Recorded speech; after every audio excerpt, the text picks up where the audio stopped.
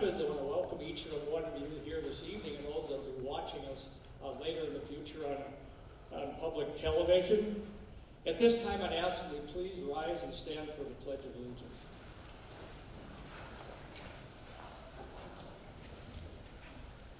I pledge allegiance to the flag of the United States of America and to the republic for which it stands, one nation, under God, indivisible, with liberty and justice for all. Thank you.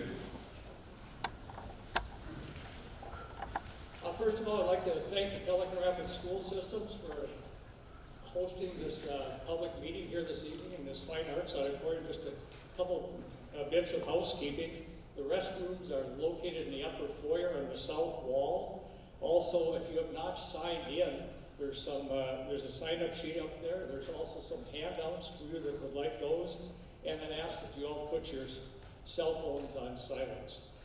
The meeting this evening will be conducted by Mr. Bob Schliemann of Apex Engineering. We also have Tom Pace here from District 4 MnDOT this evening. And this will be a PowerPoint presentation.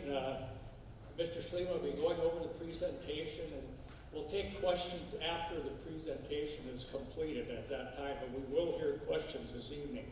Also, there will be no motions made by the City Council, which are here this evening. So at this time, Bob? Thank you, Mayor Frazier. As Brent mentioned, my name is Bob Schliemann. I'm with Apex Engineering Group. So tonight we've just got a public hearing regarding the Highway 59 and one-way reconstruction right here in the city of Pelican Rapids. I know this project's been talked about for a number of years. Just a little disclaimer. Tonight we're going to try to focus on items that are city cost related, talk assessments, things like that. One disclaimer right now, I want to say it. At this time, all costs, cost information, assessment rate, and other information presented is estimated or anticipated and is subject to change. So as a lot of you probably know, MnDOT is leading the effort on this project. MnDOT has taken construction bids. However, at this time, we don't have a lot of detailed information on those construction bids. So we're still using estimated cost information. We're not using the as-bid cost information. We don't have that available to us. So please realize that this is all estimated information that we're going to go over this evening. So real quickly, what we're going to talk about, the purpose of the hearing, we're going to talk about the project background, the project areas, project needs, what the actual improvements are going to consist of. We're going to talk about assessment methodologies, estimated project cost and cost sharing, estimated assessment rates and amounts for various size parcels, assessable parcels and calculations, and then other miscellaneous. And at the end, we're going to hopefully field your questions. So the purpose of the hearing, we're just going to present a lot of information on the project. Again, we're going to try to focus on the cost sharing, and special assessment of city-funded improvements.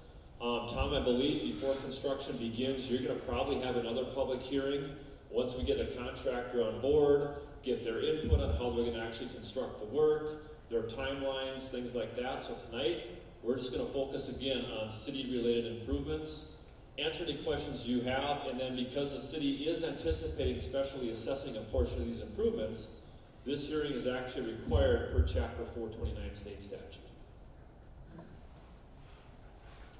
A little bit of project background.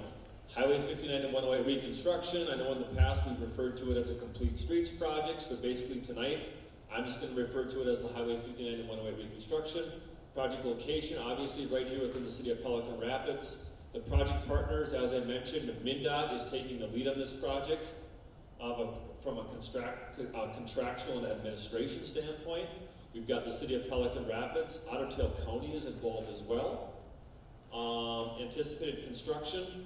Again, just to keep it at a high level, what we're anticipating right now is the Highway 59 corridor is going to get reconstructed in 2024. And then the Highway 108 corridor, both east and west, we're anticipating taking place in 2025. So again, just a high level anticipated construction schedule. Project areas, so quickly, as you can see, I've got a map as well, but I'm just going to go through these on this slide here. So basically the project area consists of Highway 59 or Broadway from south of 5th Avenue South to north of County Road 9, Highway 108 West or 1st Avenue Northwest from west of 9th Street Northwest to Highway 59. We've got a small portion of 1st Avenue Northeast from Highway 59 to a point approximately 200 feet east of Highway 59 that's included. Moving on to Highway 108, we've got Highway 108 East, or East Mill Avenue, Highway 59 to east of Van Lane. We've got a small section of West Mill Avenue, which is also County Road 96. Approximately 200 feet west of Highway 59 to Highway 59 is included on West Mill Avenue. And then a small portion of County Road 9 north of Highway 59. And then obviously as we do these corridors, mainly 59 and 108 corridors, we're going to be connecting onto the side streets with utilities, curb and gutter, sidewalk, road improvements, things like that. So that's just the general area description. Again, I've got a map here, so the Highway 59 corridor, as I mentioned, basically south of 5th Avenue Southeast, is going to actually extend all the way north to a point up here. I'm going to call it northeast of County Road 9. There's a small section of County Road 9 that's included. We're kind of reconfiguring this area, so a small part is going to come back here. And then again, Highway 108 West, all the way to a point west of 9th Street. And then as we get on to Highway 108 East, we're going to extend it east of Van Lane. So just again, those are the project areas that are going to be included in the project.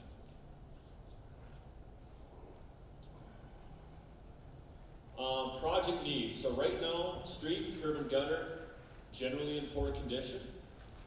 Sidewalk, in poor condition in certain areas. And right now, a lot of these areas do not meet current American Disabilities Act requirements, or ADA requirements is probably the term or acronym that a lot of you are familiar with or have heard. And then storm sewer, that's generally in poor condition as well. I know MnDOT and the city have had some issues with the existing storm sewer in the recent past. For city-owned utilities, wastewater collection infrastructure, mainline piping right now consists of vitrified plate pipe for the most part. Majority is thought to be over 60 years old. We actually don't know exactly how old a lot of this infrastructure is. There's some thought, or I've heard that some of it may be over 100 years old or close to 100 years old. But again, because of lack of records and things like that, we don't know exactly how old it is. When we televise the existing sanitary sewer, there's a lot of cracked pipe, there's a lot of sags, and there's a lot of offset joints. And I think the city had a major repair to some of the sanitary sewer and water main infrastructure in these corridors a couple years ago. So moving on to water distribution system, mainline piping consists mainly of cast iron pipe. Again, I think we're fairly confident that it's over 60 years old, could be as old as over 100 years old. And then a lot of your valves, hydrants are unreliable due to aging condition. What are the proposed improvements, or what are the anticipated improvements? So surface-wise, we're looking at a new street, new curb and gutter, new sidewalk and new shared use paths or facilities. We've got actually new streetlights that are going in. There's 2 new roundabouts to replace the traffic signals that are there right now. And then there's some aesthetic improvements that are going to take place. As far as drainage improvements, a whole new storm sewer is going in within the entire corridor areas that we talked about. Just a quick map of these surface improvements. So everything, hopefully you can see this, everything that you see in yellow is where new pavement is going to be installed as far as street pavement goes. The areas where there's red, alongside of those yellow areas, those are areas where there's going to be new 8-foot wide shared use paths being constructed. And then there's a light blue here, it might be kind of hard to see. There's the areas where the light blue is shown, that's where actually there's going to be a new 6-foot sidewalk installed. So as you can see, a lot of the corridor, or a lot of the areas where we're going to make road improvements, there's also going to be pedestrian facilities constructed adjacent to them. As far as the city-owned utilities go, what improvements are going to be made there?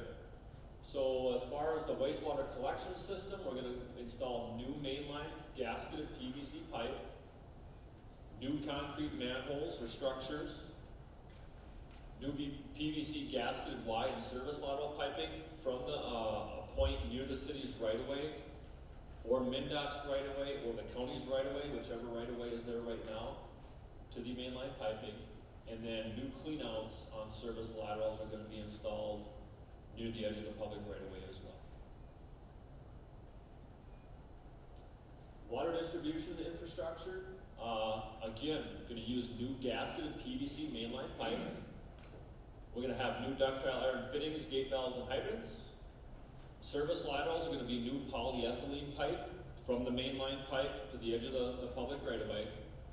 And then as part of those service laterals, we're going to install new curb stops, boxes, near the edge of the public right-of-way. As far as the city utility improvement areas go, they're shown in red on this schematic. So as you can see, we're not going quite as far west with the city's utility improvements. We're ending at 3rd Street Northwest with the city's utilities. On the south end, we're going to end at 5th Avenue Southeast. On the north end, we're not going quite to County Road 9 with the city's utilities. And then as we go east on 108 East, we're going all the way out to the intersection of Ann Lane. So again, we're not going quite as far with the city's utilities in a couple of the areas, but for the most part, a lot of utility infrastructure is going to be constructed as well. So. Assessment methodology. So the city of Pelican Rapids has an assessment policy. There's one area that addresses new construction or new developments. There's a second area that addresses or discusses reconstruction. We're considering this project to be a reconstruction project. So the assessment methodology that we're going to utilize or follow is shown in this table. So as you can see, for sanitary sewer mainline piping, the assessable portion is actually 0. The city's going to pick up 100% of that. For sewer service laterals, whether they're existing right now and are going to be replaced, or if somebody wants to install a new service lateral for whatever reason, they would be assessed at 100%, with the city paying 0. For water main, like the sanitary sewer main, the city's going to pay for 100% of that, and 0% will be assessed. Service lateral for water is the same as the service lateral for sewer. They would be 100% assessed to the property owners. Storm sewer, curb and gutter, they would both be assessed at a 20% ratio, with the city picking up the remaining 80. Driveway aprons are assessed at 100% typically. Residential sidewalk and non-residential sidewalk. So residential sidewalk is assessed at 50%. Non-residential sidewalk is assessed at 100%. And for the purposes of this project, we're considering the shared use paths and the sidewalk the same thing. They're going to be considered one and the same. And then street, 40% of the street costs would be assessed, with the city picking up the remaining 60%. So, in general, this project is a little bit unique because a lot of times when we do projects within the city of Pelican Rapids, or within residential areas or maybe commercial areas where the right-of-way is owned by the city of Pelican Rapids. In this case, obviously with MnDOT driving this project, there are going to be some things that are going to be assessed, or I should probably say not assessed, that normally would be assessed. So the things that are anticipated to be assessed for this project is the city portion of the street costs, which is a pretty small portion of the overall cost for streets, because again, we've got MnDOT involved, who's picking up most of those. We've got the county involved as well. The city portion of sidewalk and shared use path costs, they're going to be assessed. The water service laterals and the sewer service laterals. That's all that's anticipated to be assessed as part of this project. Anticipated items not to be assessed. As I mentioned, the majority of the street costs are being picked up by MnDOT. Most of the curb and gutter costs are being picked up by MnDOT. Concrete driveway aprons, for the most part, are being paid for by MnDOT. The sanitary sewer main, as we mentioned before, that's going to be replacement. That's going to be 100% city cost, so the city's paying for your sanitary sewer mains. Same thing with the water main. The city's going to pay for those. There's some aesthetics improvements that are going to be made as part of this project as well. MnDOT's going to contribute to those, and the city's going to contribute to those. So we don't anticipate assessing any of the aesthetics either. So, as you can see, there's a lot of things on this project that are not going to be assessed, that would be assessed if it was a normal project within city right. Estimated project cost. As I mentioned before, we don't know exactly what the project costs are going to be, but right now, I don't know, Tom, if you agree or disagree, but we estimated around 26 million as a good round number. MnDOT's around 17 million.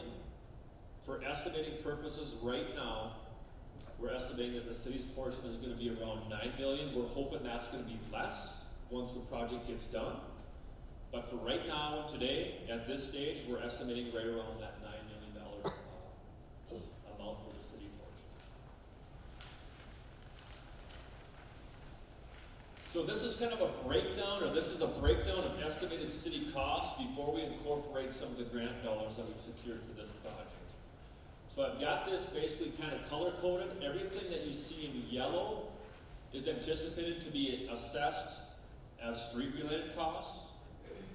The things in orange is the sidewalk or paths, and then the blue is for water services, and the green is for sewer services. So as we go down here, as you can see, for parking lanes, the estimated cost of the city is about $36,000 and change. We've got some mailbox improvements that are going to be the city's cost. They're about $16,000. And then we had some street-related costs that are 100% city. They're around $50,000. Aesthetics right now is about $89,500. Sidewalk and shared use paths. The estimated cost is $1,375,000 and change. The water main is about $3.3 million. Water services are just shy of $650,000. Sanitary sewer main, we're looking at about $2.5 million. And then for sewer services, we're looking at $895,700. So right now, again, the city's estimated cost before incorporating any grant dollars, we're just shy of that $9 million mark. And as I mentioned before, the things that I've got in yellow here, they're anticipated to be considered as street-related costs. That's why they're in yellow. Estimated city costs after we incorporate some grants. So the only thing that we've got shown up here as far as what's going to be, what the city's going to receive for grant, is there's some aesthetics dollars that MnDOT's going to include. As you can see, that brings the estimated cost of the city after that to zero. Right now, for sidewalks and paths, the city's secured about just shy of $921,000. So once we incorporate that into the equation, it brings that number down to about $454,400. So once we incorporate the grant and contribution by MnDOT for the aesthetics, we're looking at the overall project cost then of just over $8 million.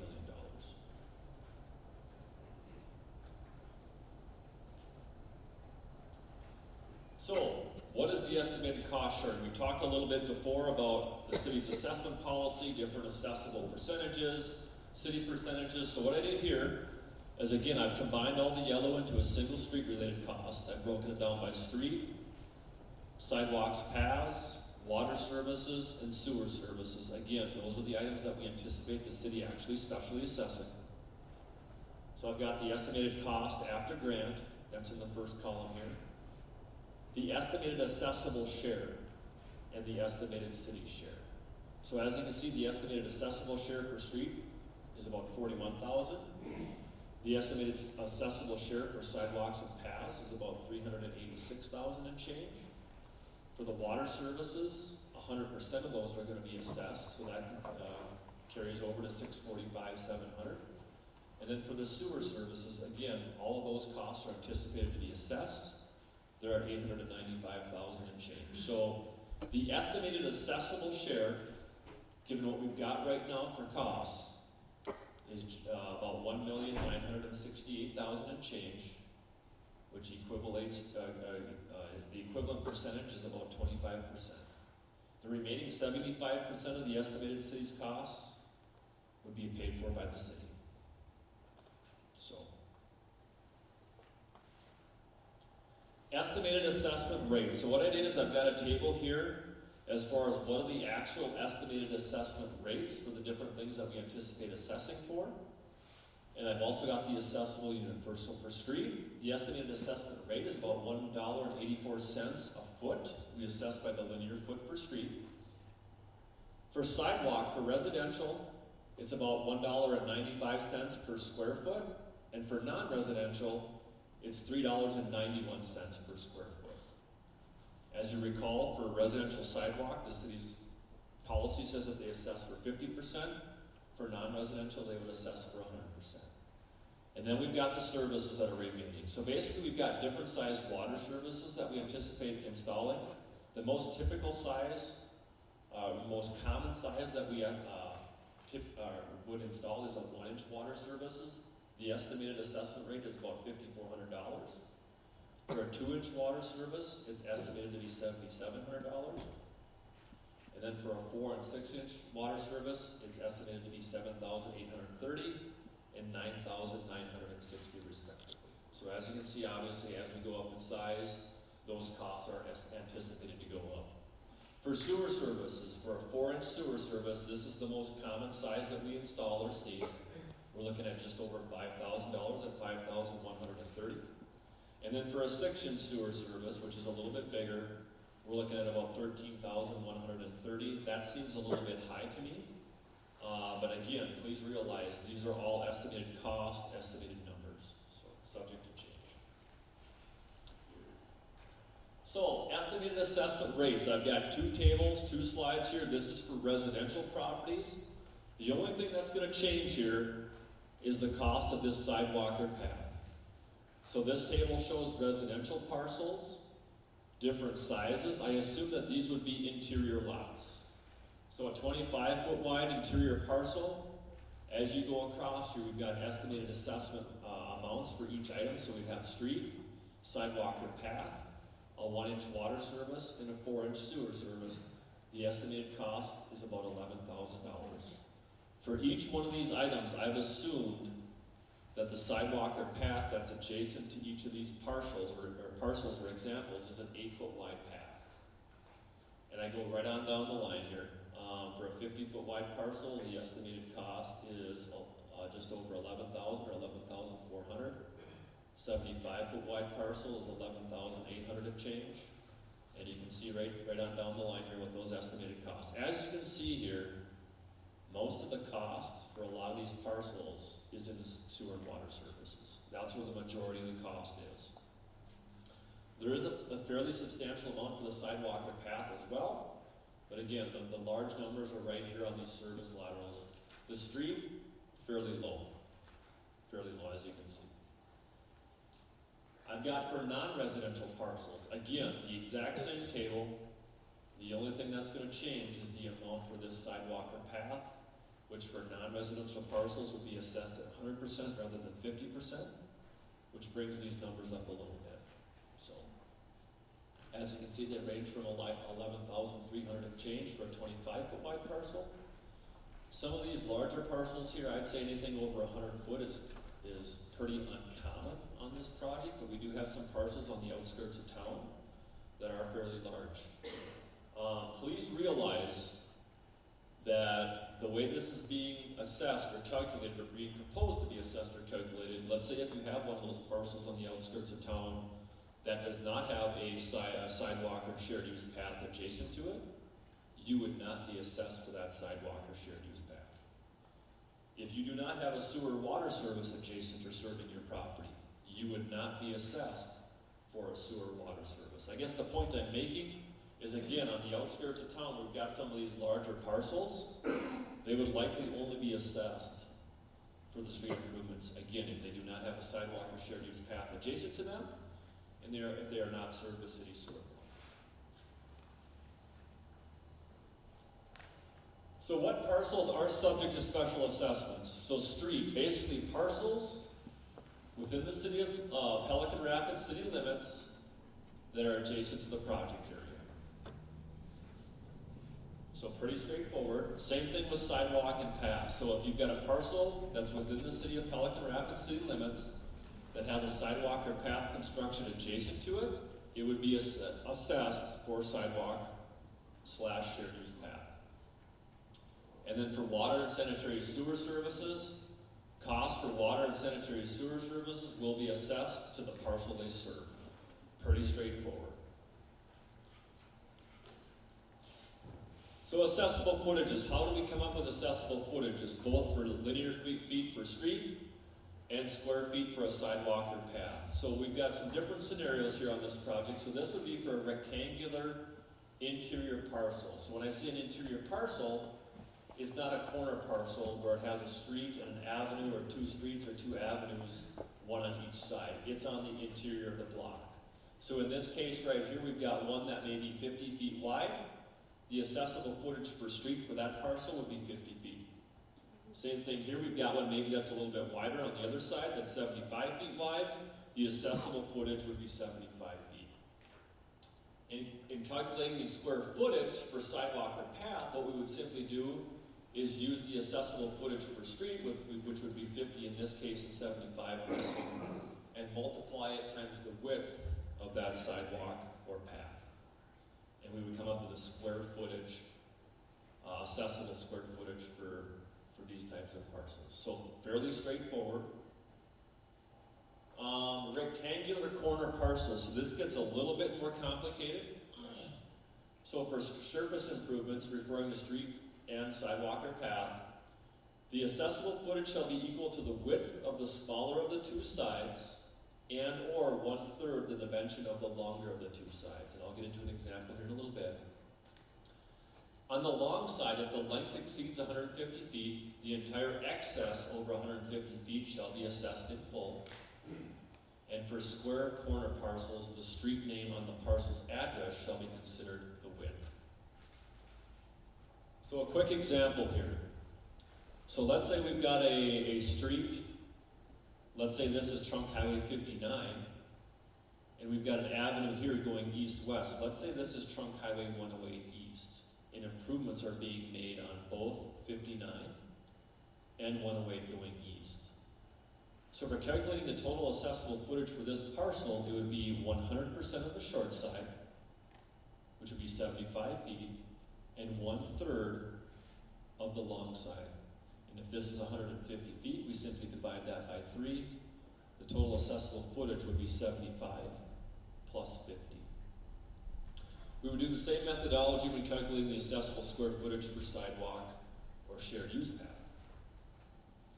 Now, if an improvement is only being made on one side of this corner parcel, let's say this is Highway 59, and there's nothing being done on this particular street, this parcel would only be assessed 50 feet, because the improvement is only taking place on the long side.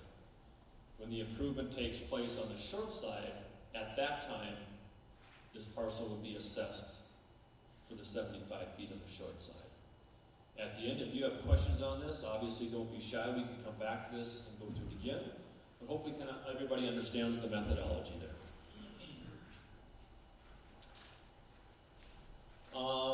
In this case, we do have some parcels that are actually abutting two streets. So as we go on Highway 108 East, there are some parcels on the south side that actually abut two streets. So I wanted to go over this as well. So if you've got a parcel that abuts two parallel streets, for the street and sidewalk or path, the accessible footage shall be the width of the front side and or 1/2 the width of the back side.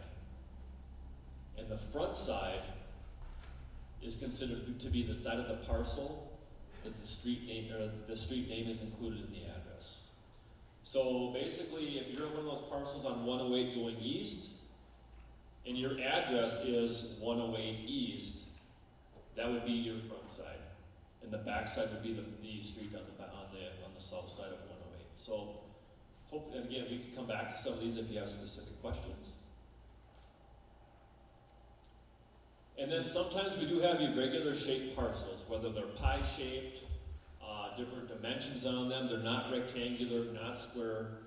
What we do is use the average width of the lot, or the average dimensions of those parcels to come up with the accessible footage.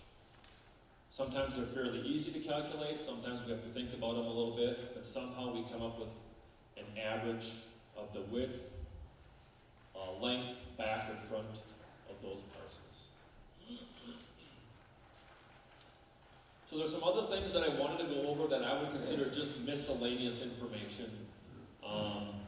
The first one here is water and sanitary sewer service laterals. So In general, and we sent out some mailers back in March of 2023. We actually had another public hearing right here in March of 2023 to get into this stuff in detail.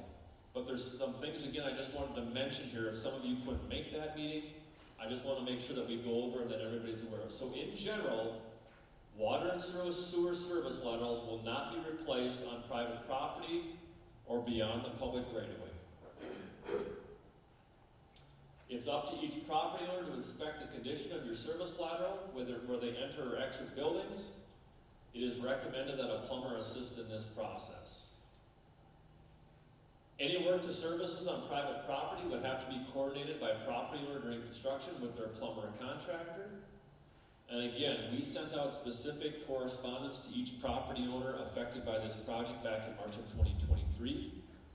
We requested that people submit information to the city if they wanted to replace service laterals on private property. Maybe it's in the downtown area and you wanted to replace your service lateral through the wall of your basement.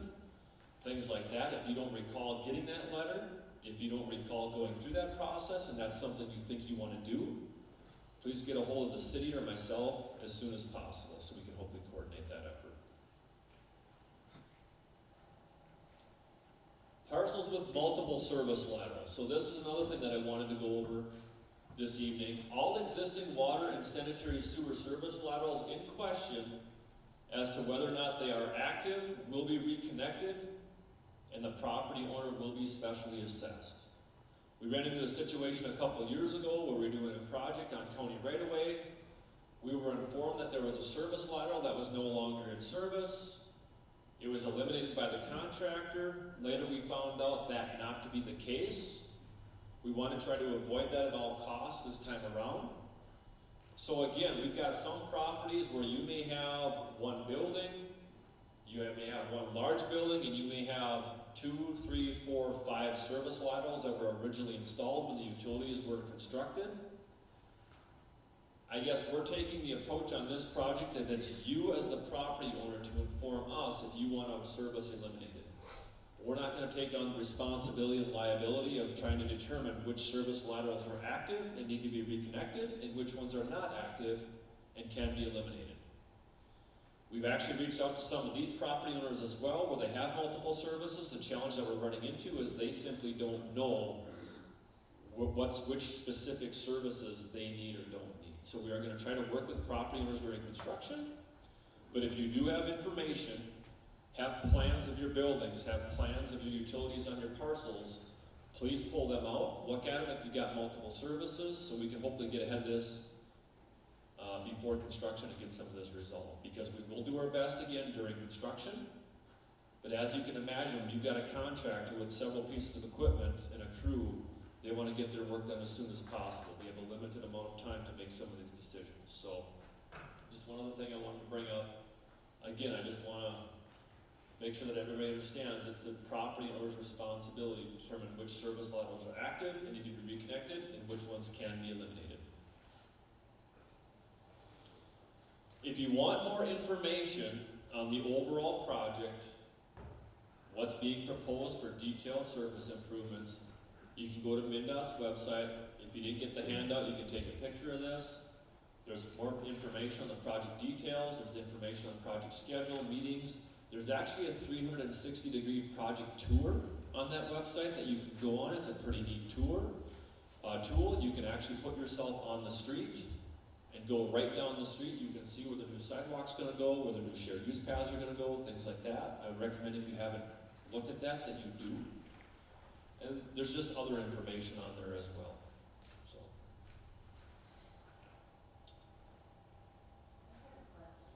Yes.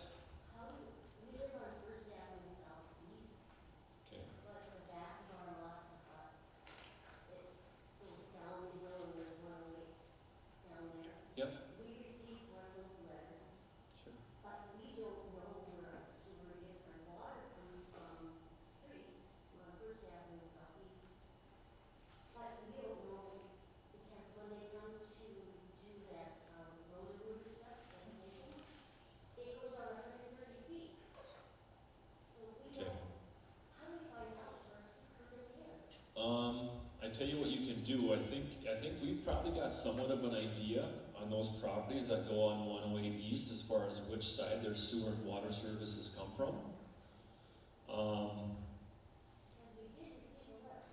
Yeah, why don't you, after the meeting, why don't you come and see me? I'll get your name and information, and we can look, and I can get back to you and just, yep. And just so everybody knows too, as far as how we determine where sewer and water services are located or which utility lines they come off of, we televise the existing sanitary sewer, and then we can locate wherever their sanitary sewer service lies. And then as far as the water services, we just locate the water shutoffs. So, yeah. Good question. Who's got the next question? What was phase 1, 2, 3? Well, Tom, has anything changed from about a year ago? Not yet. So did you see my slide? That I got a little bit of an itchy trigger finger here, obviously. Did you see my next slide, or did you were just asking that in general? So I've got some slides from our previous presentation, so that's a good question. My next slide here is information on phasing. Now this is from a year ago approximately. Tom, correct me if I'm wrong, I don't think much of this has changed. So I'm going to throw the caveat out there that this could change depending on how the contractor wants to approach this project. But in general, when we put this design together, this is the thought process. So I'm going to go through this. If I'm a little rusty on this, forgive me, because I haven't looked at this for a while. So starting out with project, we've got phase 1A, 1B, and 1C. So as you can see here, phase 1A was going to basically start at the bridge and go south to 3rd Avenue Southeast. That's phase 1A. Phase 1B then was going to continue south to pass 5th Avenue Southeast. So that's the area they're going to get done first. Then they're going to jump up and go north of the bridge and do phase 1C. That's shown in red. Then they're just going to continue to go north. Phase 2A, 2B, and 2C. So in general, like I said, they were going to start at the bridge and go south, and then start north of the bridge and continue north. Conceptually, that's the approach for doing Highway 59. That would take place in 2024. Moving on to 2025, this is 108 West and 108 East. So phase 3A and 3B would be going west on 108. They would get that done first. And then they would simply move over to 108 East and do that from basically 59 out to Anlin.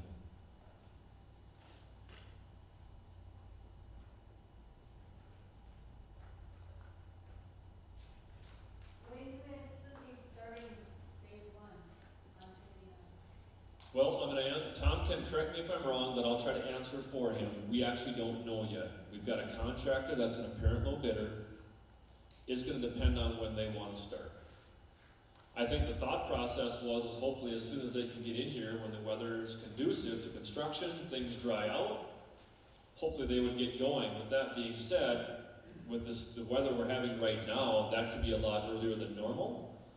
So I really can't give you a good answer. Once we get a contractor on board, which Tom is probably going to be within the next month, is that fair to say? And then they'll probably schedule a pre-construction meeting, get the contractor in and say, hey contractor, what's your schedule, what's your timeline? We'll know more then, but for the most part, I would say at the latest, they're going to probably want to start beginning to mid-May, at the latest. If conditions are conducive to them getting going earlier, I would not be surprised if they want to get going sometime in middle to early April.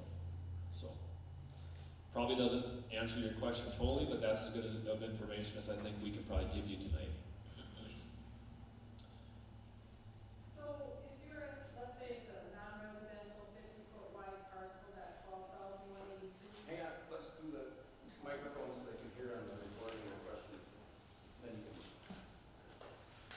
And I might be just dumb on this, but if it was a 50-foot wide parcel, non-residential, and it says $12,182 total, we pay that up front right off the bat, or do we get, so does the city, who bills us, and how does that work?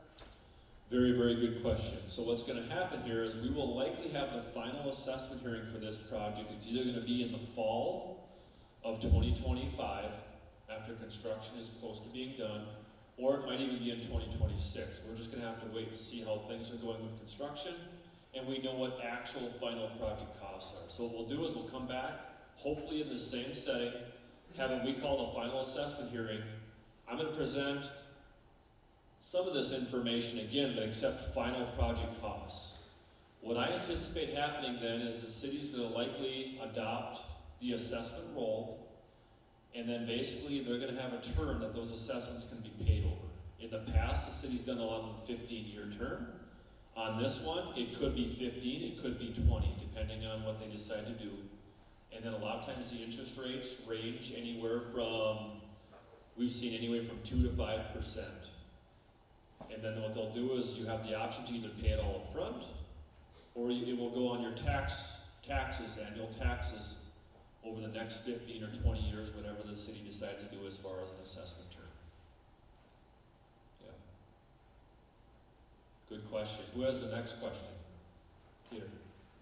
So on the phases, the different phases that are going through, obviously you don't know the start date yet, but when they start phase 1 and 2, how long is that process of the different phases going to take?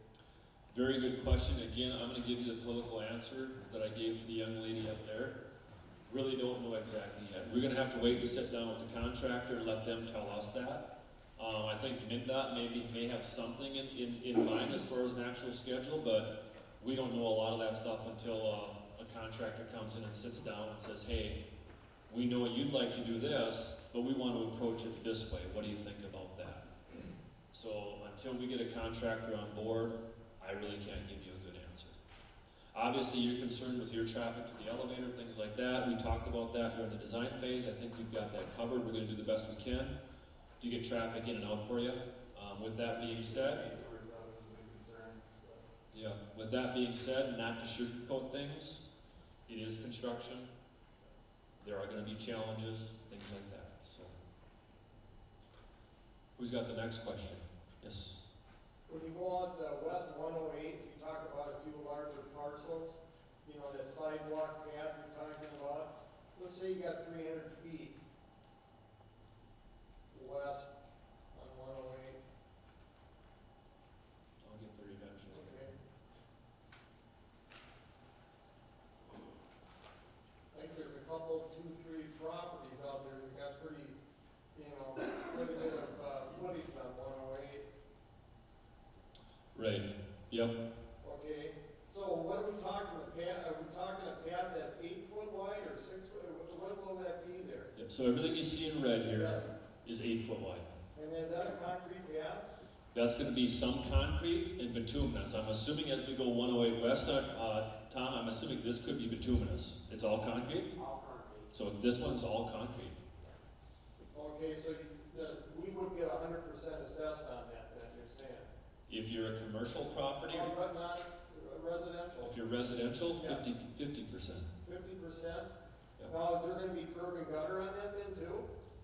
No. Okay, there's none of that, but just that path. A question, when you get past my property, the old Swan Farm, you start to go into a slough there, you're gonna actually fill that thing in, or, you know, how you gonna do that to get out past Swan Boulevard? They'll There's a low spot there? fill it in as Okay, necessary so to that'll all construct be- that. That'll all be level with the highway then? And just a question, why are you going all the way out to with that path? Just asking. That's just a decision that was made by various parties involved, including MnDOT. You know, city staff was involved in some of those decisions as well. So. Another question too, when we get to that point, is there a way you can change the speed limit on that, where that 60-mile-an-hour marker is? I can. Who do we ever talk to? I'm just saying a question I Yep. have, because what happens is, my driveway comes out, that 60-mile-an-hour marker is about 60 feet before my driveway. And I've seen people pass where the new apartments are. Sure. They're go out past Swan Boulevard or 9th, or start at 60 mile an hour, and not, if somebody's gonna get killed coming out of their driveway, if I would, or maybe the Smiths that they're here today, because I've seen cars pass, and I'm just lucky I came out of my driveway. They shouldn't be passing, well, they're doing faster than, the speed limit. Yep. So, No, I don't know, Tom, if you want to answer that, I guess in the past, what we've run into is we have a lot of cities that request MnDOT to lower speed limits mostly. I don't think I've ever had one raise it. And typically the process that's involved there is you have to go through a study, correct, Tom? okay. And to my knowledge, they'll go through a study, and that study basically, go ahead, Tom, I'll let you answer. Yeah, MnDOT does not set the speeds on the highways. There's a statute set by the Congress down at St. Paul. MnDOT can do a speed study afterwards, and most of the time the speeds go up. So speeds that don't always work in the benefit of the locals. People drive what they drive, they drive faster than speed all the time. They're talking to law enforcement mostly to get speeds to get lower. But the MnDOT does not set speeds. We build rules to design speeds. But yeah, it's an issue we hear all the time in every city we do a project in. People drive through towns too fast everywhere. It's a big issue statewide. So I know it's not what you wanted to hear, but if we do a speed study after the fact, we can look at it and maybe make a recommendation, but it's pretty hard to lower speeds. Because people drive too fast, they really do.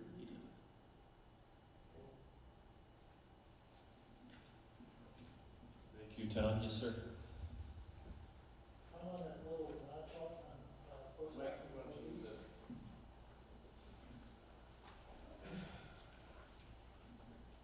I'm on that little notch out on First Avenue Northeast, going east, okay? My office is gonna be involved with that roundabout and the sidewalk, which is gonna go past my office, is the only entrance door is in the front. So how long will my office be closed for construction? Again, very good question. I don't know if I can really have a good answer for you. I mean, we're going to do our best to keep pedestrian access routes open to all businesses, all properties. With that being said, again, there are going to be times where it's going to be tough to get in and out of certain buildings. So during construction, the contractor, and correct me if I'm wrong here again, Tom, they're going to have to call what's a temporary pedestrian access route along these corridors, so they'll lay down mats and things like that people can use to walk and get to your facility. Again, with that being said, during construction, there's probably going to be times where it's going to be a challenge for people to get in and out, both walking and with vehicles to certain properties. All I can say is that we're going to do our best to work with the contractor, the businesses, to minimize those effects. That's all I can tell you. So, and again, once we get a contractor on board, hopefully know more of this information, but we're going to try to do our best to keep access open to properties that are affected. Yep. If you can answer it, I was on the beautification committee about the trees, and MnDOT had a $250,000 budget for that. Now, is that the same as your aesthetics category? No, so that's a very good point. What's going to happen right now is the aesthetics that are being covered in the amount that I've got shown here are like benches, drapes, bike racks, things like that. It's my understanding, Tom, that as far as the vegetation, the trees and things like that, that's going to be a separate pot of, or a separate contract that's going to be done after most of this work is completed. So Tom, go ahead. Yeah, that is correct. We're looking at doing a second tree planting project either fall of 25 or spring in 2026 to plant all the trees that we decided on with that beautification committee. So yeah, there'll be a lot of trees going in, mostly on 59, a few on 108 east, but mostly on 59. There'll be a lot of trees put in. And I understand, Tom, there's, the 89,000 that I've got up here, there's more aesthetics dollars that MnDOT is contributing for the trees over and above the 89 that I've got shown here. I don't remember exactly what that dollar amount is, but there's going to be money that MnDOT's going to provide for the vegetation, trees, things like that as well. Yeah, that's right. There's benches and planters and bike racks, garbage cans, as well as colored concrete that's making the downtown better looking down there, so. Is that 89 project?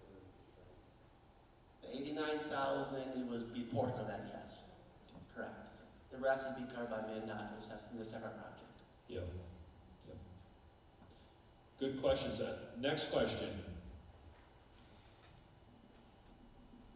do have one.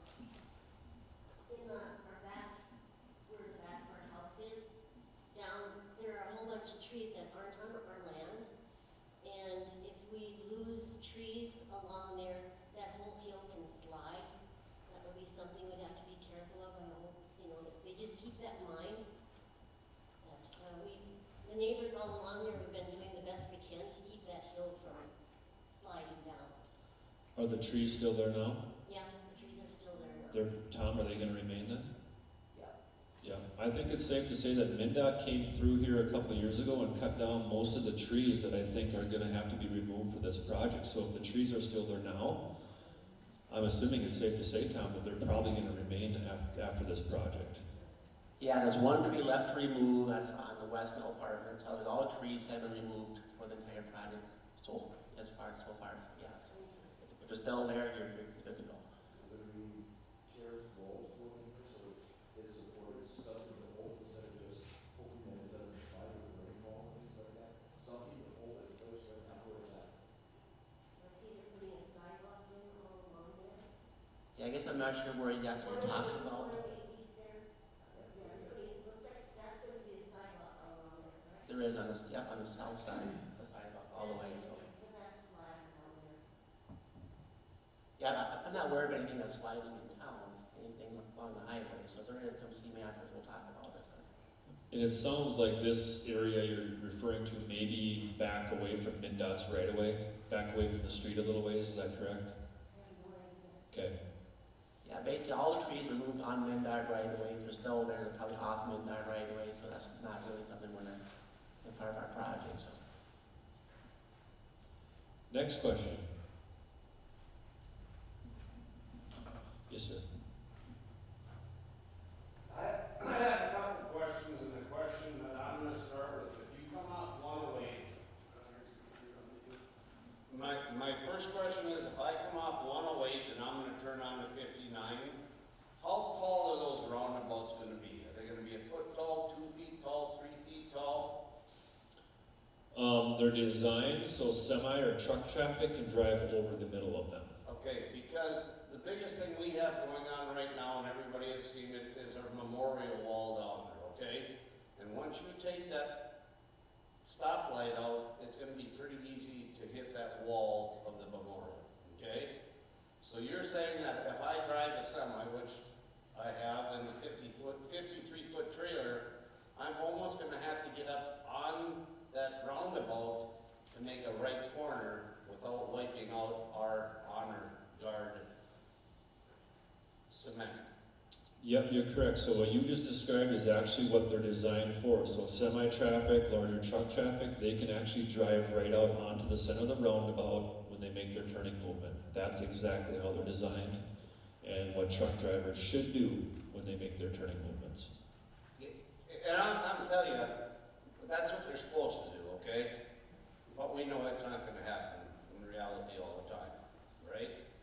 So, what is the width from the corner to the roundabouts? What's gonna be the width of one lane on 59? So as far as the specifics on the design, I don't have that information with me tonight. I don't necessarily want to get into that. The only thing that I can refer to as far as the lanes on 59, they're going to be 12-foot driving lanes and 10-foot parking lanes. Other than that, I don't have a lot of that detailed information, and tonight I don't think is something that we want to get into. Come see me afterward. Yep, you can see Tom afterwards. He's probably got more specific information on that. Well, we as a VFW are worried about we're gonna have to move that wall. We're just scared it's gonna get wiped out, Okay, no, good point. Yep. you know? And, it's got hit by cars before, so I'm scared now. What are we gonna do with the semi-trucks and 53-foot trailers trying to make that roundabout? Sure. Trying to make us help turn. So, Okay, no, good point. Very good point. Any other questions?